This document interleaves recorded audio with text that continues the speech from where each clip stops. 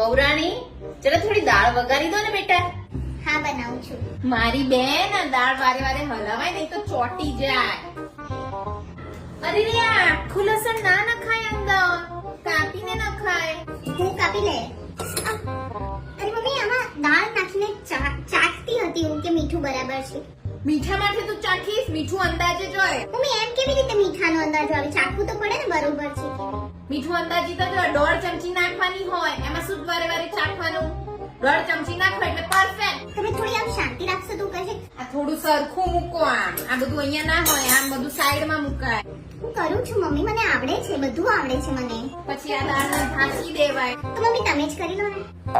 તમને આવડે છે એટલે તો તમને રસોઈ સોંપું છું. ના તમે જ કરી લો. ના ના બનાવી લો બેટા, બનાવી લો. એમ જ કેતી શીખવાડતી હતી. આટલું તમે કરી લીધું, વઘાર કરી લીધો, તમે દાળ હલાવી લીધી, તો બધું તમે જ કરી લો ને. હવે રહ્યું શું પછી? હું ખાલી આમ ઊભી રહું એ સારું ના લાગે ને.